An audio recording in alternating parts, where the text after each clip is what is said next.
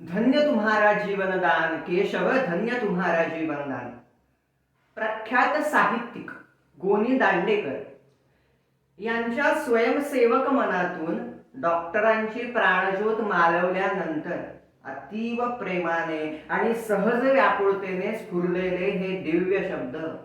नमस्कार, मी ध्रुव सचिन पटवर्धन, सातारा. अरुण गटातून रसग्रहण करतोय डॉक्टरांवरील पद्याचे. या पद्यामध्ये कवी असं म्हणतात की हे केशव, निद्रिस्थ पराभूत अशा हिंदूंच्या उत्थानासाठी आपण दिलेल्या आपल्या जीवनाचे, आपल्या सर्वस्वाचे जे दान आहे ते दान खरोखरच धन्य असे आहे. आता मला सांगा, तसं पाहता डॉक्टरकीची पदवी मिळाल्यानंतर चार चौघांसारखं नोकरी व्यवसाय करून सुखाचा संसार मांडणं हे डॉक्टरांना सहज शक्य होतं. पण हात जोडून उभ्या असणाऱ्या या सकल प्रापंचिक सुखांना लाथाडून त्यांचा त्याग करून हिंदू संघटनेचा खडतर मार्ग डॉक्टरांनी स्वीकारला आणि निभावला सुद्धा. कवी असं म्हणताय की अरे आत्ता कुठं झोपलेला हा जो हिंदू समाज आहे हा जागा व्हायला लागलाय. निराशेचे जे ढग आहेत ते आता हटू लागले. अरे मनामध्ये क्रांतीची आग प्रज्वलित झालेली आहे. आणि अशा मध्येच हे पुरुषोत्तमा, आमच्यातून तुमचं असं जाणं जीवाला घोर लावतंय हो.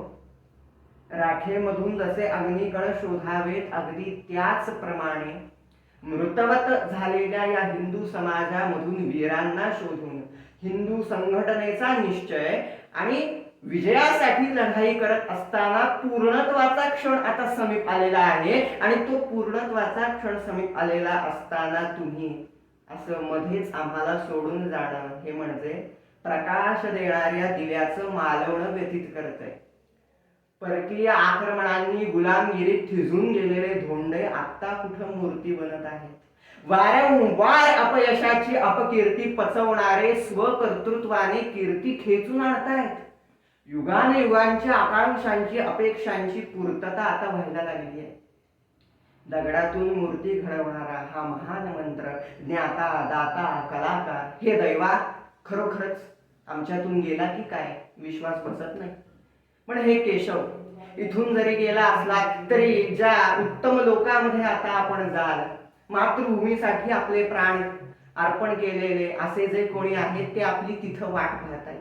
तिथं जाऊन आपण हा जो त्या आढळ पदावरती स्थित होऊन आपण हा जो मार्ग निर्माण केलेला आहे, या मार्गाचं अनुकरण करणारे जे अनुयायी आहेत त्यांच्याकडे अमृत अशा आशीर्वादपूर्ण दृष्टीने आपण पहा. हिंदूंच्या या राष्ट्रामध्ये हिंदू कॉलनी बघून किंवा खेकड्यांचे संघटन होईल पण हिंदूंचे होणार नाही अशा टोमण्यांनी व्यथित झालेल्या डॉक्टरांनी संघटनेसाठी संघटना हेच साधन आणि संघटना हेच साध्य हा मंत्र हिंदू समाजाला दिला आणि राष्ट्रभक्तांची बुद्धिमान आणि बलोपासना करणारी अशी फळी उभी केली. अनेक प्रसंगी आपले प्राण अर्पण करणारे तरुण उभे केले.